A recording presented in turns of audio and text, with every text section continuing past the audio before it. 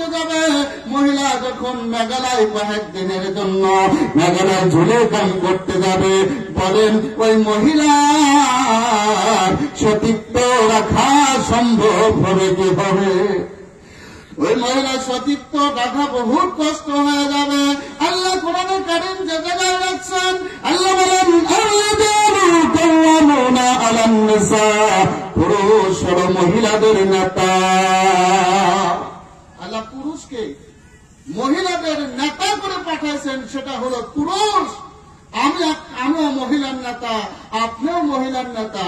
অথবা পুরুষ মহিলাকে যেদিকে চলাবেন ওই দিকে একটা মহিলার চলতে হবে, পুরুষ যেদিকে চলাবে যেই দিকে নিয়ে যাবে সেদিকে যেতে হবে। তা যাবেন না যান, একটি করে মহিলার কারণে চারটি করে সন্তান, চারটি করে পুরুষ জাহান্নামে নিক্ষেপ হবে। কারণটা হলো আমি একটা গাড়ি কিনলাম, গাড়িটা বিক্রি করে দিলাম সভাপতির কাছে, সভাপতি আবার আমাদের আবেদ স্যারের কাছে গাড়িটা বিক্রি করে দিল। আবেদ স্যার আবার এই গাড়িটা বিক্রি করে দিল। যেরকম আমাদের এখানে শফিকুল স্যার বসে আছেন তেনার কাছে। এবার বলেন, এবার গাড়ির কাগজপত্র লাইসেন্স হয়ে গেল শফিকুল স্যারের নামে। আমি একটা হঠাৎ করে বললাম, ও বন্ধু গাড়িটা দান, একটু গাড়িটা ড্রাইভারিং করে আসে। গাড়িটা যখন ড্রাইভারিং করতে যায় গাড়িটা অ্যাক্সিডেন্ট হয়ে গেল, দুর্ঘটনা হয়ে গেল। ভগবান পুলিশকে ফোন করা হলো। এবার বলেন পুলিশ যখন আসবে এবার কি দেখবে? এবার আমাকে ধরবে না গাড়ির কাগজপাতি ইন্স্যুরেন্স যার নামে আছে আর যার নামে আছে তাকে ধরবে? তাকে ধরবো।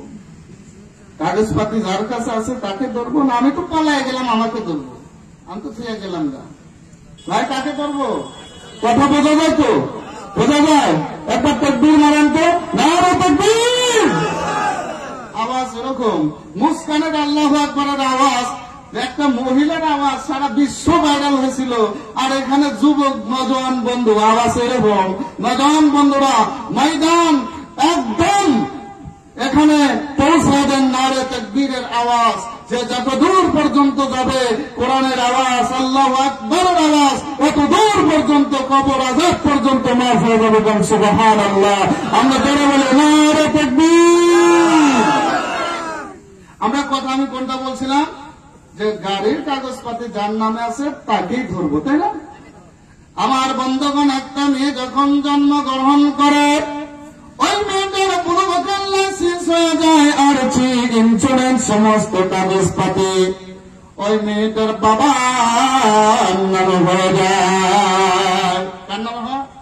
ওই বাবার নামে। তার মানে বাবা যখন ওই মেয়েটির যে মক্তবের পরীক্ষা হলো, মক্তবের জন্য আহ্বান করল না, মক্তবে পাঠালো না, কোরআন শিক্ষা দিল না, এলেম শিক্ষা দিল না, সন্তানকে ভগবানের বেলায় নিয়ে গেল, সন্তানকে ফাংশনে নিয়ে গেল, সন্তানকে যেখানে কাজ ইসলামিক শিক্ষা দিল না, সন্তানকে নিয়ে ভোগান থেকে আরম্ভ করে ফাংশন থেকে আরম্ভ করে সন্তান ইসলামের জন্য তৈরি করল না।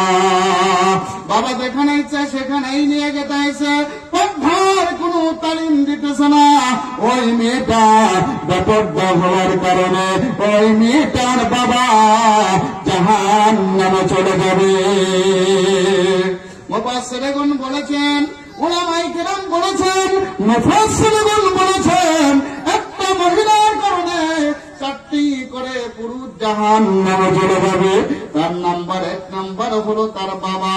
বাবা যখন পর্দার তালিম দিল না, বাবার ঘরে যখন চুরি করবে, জেনা করবে, ব্যভিচার করবে, অন্যায় করবে, তার বাবাকে কিয়ামতের দিন আসামি সাজায় বাপ বেটি একসঙ্গে নিক্ষেপ করে দেবে, একসাথে জাহান্নামে ফেলবে।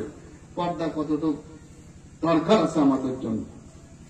যে কারণ বাবা জাহান্নামে নিয়ে যাবে বেটিকে শাসন না করার জন্য। নেতা তুমি নেতা, তুমি নেতৃত্ব দাও, তুমি নেতা।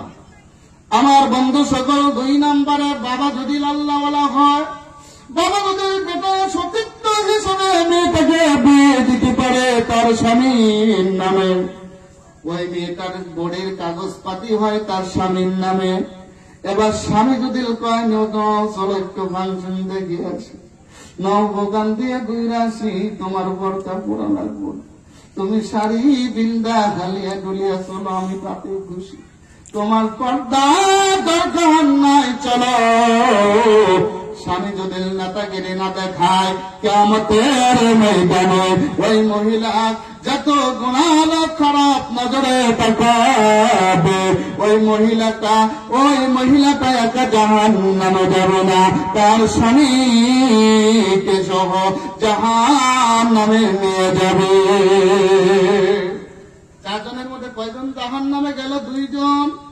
তার বাবা গেল, বাবার যখন কাগজপত্র ট্রান্সফার করে স্বামীকে দিল, স্বামী না চালাতে পারলে তার স্বামী বল, স্বামী এবার চলে গেল, স্বামী মারা গেল।